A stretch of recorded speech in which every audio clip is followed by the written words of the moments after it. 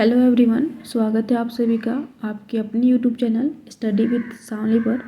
So friends, आज हम मई के करेंट अफेयर्स करने वाले हैं जो कि काफ़ी इम्पॉर्टेंट है आपके हर एग्ज़ाम के लिए। अगर आप कोई भी एग्ज़ाम की तैयारी कर रहे हैं और जिसमें करेंट अफेयर्स आ रहा है तो उसके लिए यह काफ़ी इम्पॉर्टेंट वीडियो है। और अगर आपने अभी तक अप्रैल के करेंट अफेयर्स नहीं देखा है तो आप देख लीजिए, प्लेलिस्ट बना दिया गया है। और चलिए आज मई के करेंट अफेयर्स करते हैं। सो फ्रेंड्स, फर्स्ट है केंद्रीय पतन पोत परिवहन एवं जलमार्ग मंत्री सर्बानंद सोनोवाल ने जीरो कार्बन उत्सर्जन के लक्ष्य को पाने के लिए हरित सागर का शुभारंभ किया। इसका उद्देश्य बंदरगाहों के विकास एवं संचालन में इकोसिस्टम को बढ़ावा देना है। ठीक है। नेक्स्ट है केंद्रीय स्वास्थ्य एवं परिवार कल्याण मंत्रालय ने लर्निंग मैनेजमेंट इंफॉर्मेशन सिस्टम जो कि सक्षम है लॉन्च किया है। इसका उद्देश्य भारत में सभी स्वास्थ्य पेशेवर को चिकित्सा प्रशिक्षण प्रदान करना है। नेक्स्ट है तेलंगाना सरकार ने स्टेट रोबोटिक्स फ्रेमवर्क नामक नई नीति शुरू की है। इसका उद्देश्य राज्यों को भारत में रोबोटिक्स के क्षेत्र में अग्रणी राज्य के रूप में स्थापित करना है। तेलंगाना सरकार ने क्या शुरू किया है? State robotics framework. नेक्स्ट है तेलंगाना के मुख्यमंत्री के चंद्रशेखर राव ने हैदराबाद में हरे कृष्णा हेरिटेज टावर की आधारशिला रखी। इसमें राधा कृष्ण और स्वामी वेंकटेश्वर के मंदिर होंगे। नेक्स्ट है भारत में पहली बार नई दिल्ली में शंघाई सहयोग संगठन एससीओ स्टार्टअप फोरम का आयोजन किया गया। इसका उद्देश्य एससीओ देशों के बीच स्टार्टअप, रोजगार सृजन, नवाचार आदि को बढ़ावा देना है। तो एससीओ स्टार्टअप फोरम का आयोजन कहाँ किया गया फ्रेंड्स? नई दिल्ली में।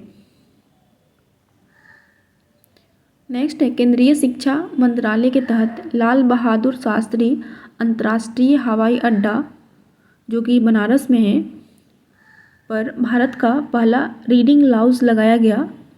यहाँ विभिन्न भाषाओं में पुस्तकों का संग्रह है। इसका उद्देश्य लोगों में किताबें पढ़ने की आदत को विकसित करना है। नेक्स्ट है MIT वर्ल्ड पीस यूनिवर्सिटी ने पुणे में एशिया की पहली सबसे रिसर्च लैब का निर्माण किया है। इसका उद्देश्य पेट्रोलियम और गैस उद्योग के लिए कर्मचारियों को प्रशिक्षण प्रदान करना है। नेक्स्ट है प्रधानमंत्री नरेंद्र मोदी ने नई दिल्ली के प्रगति मैदान में अंतर्राष्ट्रीय संग्रहालय प्रदर्शनी 2023 का उद्घाटन किया। इसके तहत विभिन्न कालखंडों की सांस्कृतिक व ऐतिहासिक धरोहरों को संरक्षित किया जाएगा। नेक्स्ट है 16 मई 2023 को तमिलनाडु में भारत के सबसे बड़े स्काई वॉक ब्रिजों में से एक का उद्घाटन मुख्यमंत्री MK स्टालिन ने किया और यह पुल 570 मीटर लंबा है जो बाबलम रेलवे स्टेशन को टी नगर बस टर्मिनल से जोड़ता है। MK स्टालिन तमिलनाडु के CM हैं। नेक्स्ट है फ्रेंड्स, मध्य प्रदेश की राजधानी भोपाल सतत विकास लक्ष्यों के स्थानीयकरण को अपनाने वाला भारत का पहला शहर बन गया है। भोपाल में स्वैच्छिक स्थानीय समीक्षा प्रक्रिया को लागू किया गया जो SDG में प्रगति की जांच करेगा। नेक्स्ट है केंद्रीय पर्यावरण वन एवं जलवायु परिवर्तन मंत्री भूपेंद्र यादव ने भारतीय वानिकी अनुसंधान एवं शिक्षा परिषद देहरादून में सतत भूमि प्रबंधन के लिए उत्कृष्टता केंद्र का उद्घाटन किया। नेक्स्ट है भारतीय प्रौद्योगिकी संस्थान मद्रास ने भारत इजराइल जल प्रौद्योगिकी केंद्र स्थापित करने के लिए इजराइल के साथ साझेदारी की है। इसका उद्देश्य भारत में जल संसाधन प्रबंधन में चुनौतियों को समाधान करना है। और किसके बीच में साझेदारी हुई है? भारत और इजराइल के बीच में जल प्रौद्योगिकी केंद्र स्थापित करने के लिए। नेक्स्ट है नेशनल एजुकेशन पॉलिसी NEP सारथी कार्यक्रम। इसे ध्यान रखिए। NEP सारथी कार्यक्रम UGC यूनिवर्सिटी ग्रांट कमीशन ने राष्ट्रीय शिक्षा नीति NEP 2020 के बेहतर क्रियान्वयन में छात्रों को शामिल करने के लिए इस कार्यक्रम की शुरुआत की है। कौन सी कार्यक्रम? नेशनल एजुकेशन पॉलिसी सारथी कार्यक्रम। और इसके तहत शिक्षा के क्षेत्र में छात्रों को एम्बेसडर चुना जाएगा। नेक्स्ट है हाल ही में हिमाचल प्रदेश के मुख्यमंत्री सुखविंदर सिंह सुक्खू ने राज्य में हरित हाइड्रोजन के उत्पादन को बढ़ावा देने के लिए ग्रीन हाइड्रोजन नीति तैयार करने की घोषणा की है। राष्ट्रीय बाघ संरक्षण प्राधिकरण ने चीता प्रोजेक्ट की देखरेख के लिए 11 सदस्यीय चीता परियोजना संचालन समिति का गठन किया है। और इस समिति के अध्यक्ष कौन है फ्रेंड्स? ये इम्पोर्टेंट है फ्रेंड्स, इसे ध्यान रखना है आपको। राजेश गोपाल नियुक्त हुए हैं। महाराष्ट्र सरकार ने स्वच्छ मुख अभियान के लिए क्रिकेटर सचिन तेंदुलकर को स्माइल एम्बेसडर चुना है। यह मौखिक स्वच्छता को बढ़ावा देने का अभियान है। नेक्स्ट है भारतीय नौसेना के पूर्व अधिकारी Abhilash Tomy Golden Globe Race पूरी करने वाले पहले भारतीय बन गए हैं। नाम याद रखिए फ्रेंड्स, अभिलाष टॉमी हैं। इन्होंने समुद्र के रास्ते पूरी दुनिया का चक्कर लगाया और वैश्विक स्तर पर दूसरा स्थान हासिल किया है। उत्तर प्रदेश सरकार ने एक थीम पार्क रामलैंड बनाने का घोषणा की है। एक थीम पार्क, इसका नाम है रामलैंड, जो डिज्नीलैंड की तरह होगा। यहाँ भगवान राम की कहानी दिखाने के लिए लोगों को आकर्षित किया जाएगा। नेक्स्ट है Uttar Pradesh school health programme के तहत बच्चों के लिए डिजिटल हेल्थ कार्ड बनाने वाला भारत का पहला राज्य बन गया है। इसके तहत बच्चों के स्वास्थ्य संबंधित रिपोर्ट ऑनलाइन डाउनलोड किया जाएगा। नेक्स्ट है उत्तराखंड में स्थित भगवान शिव के तुंगनाथ मंदिर को राष्ट्रीय महत्व का स्मारक घोषित किया जाएगा। और यह मंदिर 12,800 फीट की ऊंचाई पर स्थित है। तो फ्रेंड्स यहाँ ध्यान रखिए, उत्तराखंड में स्थित भगवान शिव के मंदिर है, शिव के तुंगनाथ मंदिर है, जिनको राष्ट्रीय महत्व का स्मारक घोषित किया जाएगा। नेक्स्ट है हाल ही में पंजाब चलने का अधिकार को लागू करने वाला भारत का पहला राज्य बन गया है। इसका उद्देश्य पैदल यात्री और साइकिल सवारों को मौतों की संख्या कम करना है। केंद्रीय विदेश और संस्कृति राज्य मंत्री मीनाक्षी लेखी ने नई दिल्ली में बुद्धम शरणम गच्छामि प्रदर्शनी का उद्घाटन किया है। इसमें बौद्धिक संस्कृति को प्रदर्शित किया गया और श्रीलंका और म्यांमार के चित्र भी प्रदर्शित किए गए। नेक्स्ट है राष्ट्रीय फुटबॉल महासंघ ने भारतीय फुटबॉल टीम के पूर्व कप्तान प्रदीप कुमार बनर्जी के सम्मान में 23 जून को IFF ग्रास रूट डे के रूप में घोषित किया गया। ध्यान रखिए फ्रेंड्स, यहाँ नाम प्रदीप कुमार बनर्जी, जो कि भारतीय फुटबॉल टीम के पूर्व कप्तान रह चुके हैं।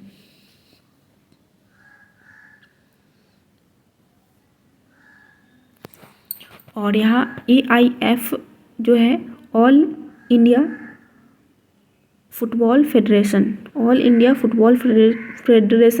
ग्रास रूट डे के रूप में घोषित किया है। कब? तो 23 जून को। नेक्स्ट है पश्चिम बंगाल में स्थापित शांति निकेतन को यूनेस्को की विश्व विरासत सूची में शामिल करने की सिफारिश की गई है। ये इम्पोर्टेंट है फ्रेंड्स। नेक्स्ट है भारत के मुख्य न्यायाधीश DY चंद्रचूड़ ने देश में ई कोर्ट तथा ई फाइलिंग को बढ़ावा देने के लिए क्या लॉन्च किया है? ई फाइलिंग 2.0 लॉन्च किया है। हाल ही में जारी एक रिपोर्ट के अनुसार GMR हैदराबाद इंटरनेशनल एयरपोर्ट दुनिया का सबसे समय का पाबंद एयरपोर्ट घोषित किया गया है। नेक्स्ट है, केंद्रीय गृह मंत्री अमित शाह गुजरात के द्वारिका में राष्ट्रीय तटीय पुलिस अकादमी की आधारशिला रखी और यह तटीय सुरक्षा में लगे पुलिस कर्मियों को प्रशिक्षण दिया जाएगा। और यहाँ तटीय सुरक्षा में लगे पुलिस कर्मियों को क्या दिया जाएगा? प्रशिक्षण दिया जाएगा। कहाँ आधारशिला रखी गई है फ्रेंड्स? तो अमित शाह ने गुजरात के द्वारिका में राष्ट्रीय तटीय पुलिस अकादमी की आधारशिला रखी है। नेक्स्ट है, केंद्रीय गृह और सहकारिता मंत्री अमित शाह ने नई दिल्ली में जनगणना भवन का उद्घाटन किया। यहाँ 1981 से लेकर अब तक की सभी जनगणना को संकलित किया गया है। नेक्स्ट है फ्रेंड्स, हाल ही में गोवा ने पर्यटन क्षेत्र में द्विपक्षीय सहयोग बढ़ाने के लिए उत्तराखंड के साथ समझौता किया है। इसके साथ समझौता किया है उत्तराखंड के साथ गोवा ने समझौता किया है पर्यटन क्षेत्र में सहयोग बढ़ाने के लिए। केरल के मुख्यमंत्री ने केरल को भारत का पहला पूर्ण ई गवर्नेंस राज्य घोषित किया है। यहाँ सभी सार्वजनिक सेवाओं को संचालन ऑनलाइन माध्यम से होगा। नेक्स्ट है, पटना नगर निगम सेंट्रल बैंक डिजिटल करेंसी का उपयोग करने वाला भारत का पहला नगर निगम बन गया है। अब यहाँ डिजिटल मुद्रा के जरिए भुगतान की सारी प्रक्रिया होगी। ये इम्पॉर्टेंट है फ्रेंड्स, बिहार के पॉइंट ऑफ व्यू से तो काफ़ी इम्पॉर्टेंट है। ठीक है, 1 से 5 दिसंबर 2023 को केरल के तिरुवनंतपुरम में वैश्विक आयुर्वेद महोत्सव का आयोजन किया जाएगा। इसका उद्देश्य स्वास्थ्य क्षेत्र में आयुर्वेद चिकित्सकों को वैश्विक मंच पर एक साथ लाना है। कहाँ आयोजन किया गया है? केरल के तिरुवनंतपुरम में वैश्विक आयुर्वेद महोत्सव का आयोजन किया गया है। नेक्स्ट है, प्रधानमंत्री नरेंद्र मोदी ने असम में पूर्वोत्तर भारत का पहला वंदे मातरम ट्रेन का हरी झंडी दिखाई, जो गुवाहाटी से न्यू जलपाईगुड़ी के बीच चलाई गई।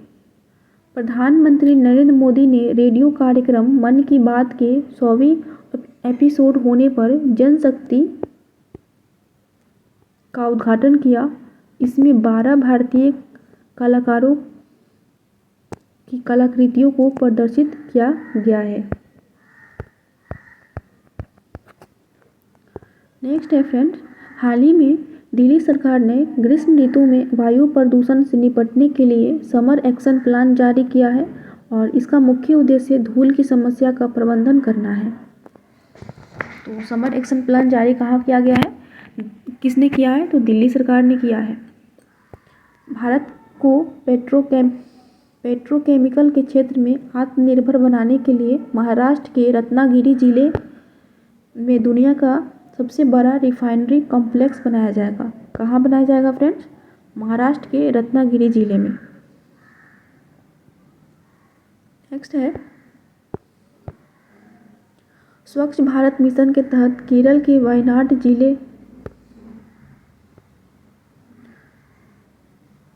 वायनाड जिला भारत का पहला ODA प्लस जिला बन गया है। ये इम्पॉर्टेंट है फ्रेंड्स, इसे आप ध्यान रखिए, क्योंकि केरल का पहला जिला है वायनाड और जो कि ODA प्लस जिला बन गया है। आपसे ये भी पूछा जा सकता है जब क्वेश्चन को टफ करना होता है, तो वायनाड जिला किस राज्य का है? तो केरल का है। नेक्स्ट है, रेल मंत्रालय द्वारा जनता की शिकायतों के त्वरित निवारण के लिए रेल वार रूम की स्थापना की है। यहाँ जनता की शिकायतें प्रदर्शित की जाएगी और कड़ी निगरानी की जाएगी। तो फ्रेंड्स रेल वार रूम स्थापना की गई है। रेल मंत्रालय द्वारा जनता की शिकायतों के त्वरित निवारण के लिए क्या स्थापना किया गया है? Rail war room. नेक्स्ट है, हाल ही में यमुना प्राधिकरण ने भारत की पहली पॉड टैक्सी परियोजना को मंजूरी दी और यह टैक्सी सड़क से अलग एक ट्रैक पर चलेगी और बिजली द्वारा संचालित होगी। भारतीय पुरातत्व सर्वेक्षण ने ओडिशा में स्थित कपिलेश्वर मंदिर को संरक्षित स्मारकों की सूची में जोड़ने का निर्णय लिया है। इम्पॉर्टेंट है, कपिलेश्वर मंदिर कहाँ है? ओडिशा में, और जिसे संरक्षित स्मारकों की सूची में जोड़ने का निर्णय लिया गया है। हाल ही में उत्तर प्रदेश ने राज्य में 5G तकनीक को बढ़ावा देने के लिए युवाओं को इसके बारे में प्रशिक्षित करने के लिए 5G टेक्नोलॉजी ट्रेनिंग प्रोग्राम शुरू किया है। 5G टेक्नोलॉजी ट्रेनिंग प्रोग्राम शुरू किया गया है। किसके द्वारा? तो उत्तर प्रदेश ने शुरू किया है 5G तकनीक को बढ़ावा देने के लिए युवाओं को इसके द्वारा प्रशिक्षित करने के लिए 5G टेक्नोलॉजी ट्रेनिंग प्रोग्राम शुरू किया है।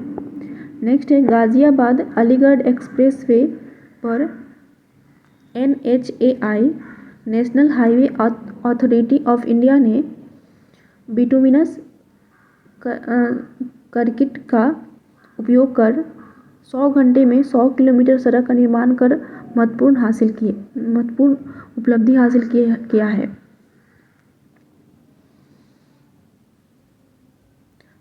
नेक्स्ट है, उड़ान 5.1 नागरिक उड्डयन मंत्रालय ने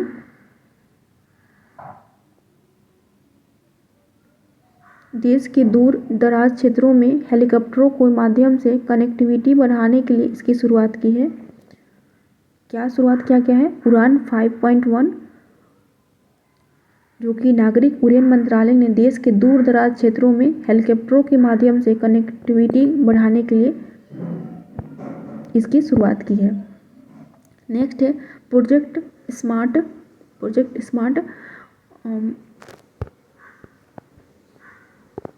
आवास और शहरी मामले मंत्रालय तथा रेल मंत्रालय ने Mumbai Ahmedabad high speed railway स्टेशनों के आसपास के क्षेत्रों को विकसित करने के लिए प्रोजेक्ट स्मार्ट की शुरुआत की। इसके लिए इन्होंने जापान इंटरनेशनल कॉरपोरेशन एजेंसी से समझौता किया है। किससे समझौता किया है? जापान इंटरनेशनल कॉरपोरेशन एजेंसी से समझौता किया है। नेक्स्ट है फ्रेंड्स, ये फ्रेंड्स अभी हम लोग राष्ट्रीय स्तर के करंट अफेयर्स देखें, अब हम अंतर्राष्ट्रीय स्तर के करंट अफेयर्स देखेंगे। यूएई सरकार ने दुबई में आर्टिफिशियल इंटेलिजेंस पर आधारित सम्मेलन मशीन कैन सी 2023 शिखर सम्मेलन का आयोजन किया। इसका उद्देश्य आर्टिफिशियल इंटेलिजेंस के भविष्य के बारे में ध्यान केंद्रित करने के लिए दुनिया भर के विशेषज्ञों को एक साथ लाना है। मशीन कैन सी कहाँ पे? तो यूएई सरकार ने दुबई में आर्टिफिशियल इंटेलिजेंस पर आधारित अंतर्राष्ट्रीय सम्मेलन का नाम क्या है? Machine can see 2023। नेक्स्ट है, भारत और बांग्लादेश के बीच सीमा पर सिलहट डिवीजन और मेघालय के खासी हिल्स के बीच पहले बॉर्डर हाट का निर्माण किया गया। इसका उद्देश्य दोनों देशों के बीच उत्पादों का आदान प्रदान करना है। तो किसके बीच में? तो भारत और बांग्लादेश के बीच सीमा पर सिलहट डिवीजन और मेघालय के खासी हिल्स के बीच पहले बॉर्डर हाट का निर्माण किया गया। नेक्स्ट, हाल ही में श्रीलंका के सुप्रीम कोर्ट ने समलैंगिकता को अपराध की श्रेणी से बाहर कर दिया है। तो फ्रेंड्स ये इम्पॉर्टेंट है, इसे आप BVI लगा लें, क्योंकि श्रीलंका के सुप्रीम कोर्ट ने समलैंगिकता को अपराध की श्रेणी से बाहर कर दिया है। नेक्स्ट है, हाल ही में जारी आंकड़ों के अनुसार श्रीलंका के पर्यटन क्षेत्र में भारत शीर्ष पर है। अप्रैल 2023 में श्रीलंका में सबसे ज़्यादा भारतीय पर्यटक ही रहे हैं। नेक्स्ट है भारतीय मूल के कैप्टन प्रतिमा फुल्लर माल्डोनाडो न्यूयॉर्क पुलिस विभाग में सर्वोच्च रैंक पाने वाली पहली दक्षिण एशियाई महिला बन गई है। नाम ध्यान रखिए फ्रेंड्स, भारतीय मूल की कैप्टन प्रतिमा फुल्लर माल्डोनाडो जो कि न्यूयॉर्क पुलिस विभाग में सर्वोच्च रैंक पाने वाली पहली दक्षिण एशियाई महिला बन गई है। नेक्स्ट है भारत और बांग्लादेश ने संयुक्त रूप से 50 स्टार्टअप एक्सचेंज प्रोग्राम की शुरुआत की है। किसने किया है? तो भारत और बांग्लादेश ने। इसके तहत भारत के 50 स्टार्टअप और इसके तहत भारत के 50 स्टार्टअप और बांग्लादेश के 50 स्टार्टअप के बीच यात्रियों की सुविधा की प्रदान की जाएगी और उद्यमियों के बीच सहयोग का बढ़ावा मिलेगा। नेक्स्ट है प्रधानमंत्री नरेंद्र मोदी ने अपनी जापान यात्रा के दौरान हिरोशिमा में महात्मा गांधी की प्रतिमा का अनावरण किया। इसे ध्यान रखिए फ्रेंड्स, ये इम्पॉर्टेंट है, आप PVI से लगा सकते हैं। हाल ही में नेपाल के पर्वतारोही कामी रीता शेरपा ने माउंट एवरेस्ट पर अपनी 27वीं चढ़ाई पूरी कर ली है। इन्होंने दुनिया के सबसे ऊंचे पर्वत पर सबसे अधिक बार चढ़ने के रिकॉर्ड बनाया है। तो कामी रीता शेरपा जो है नेपाल की पर्वतारोही है जो कि 27 बार चढ़ी है माउंट एवरेस्ट पर।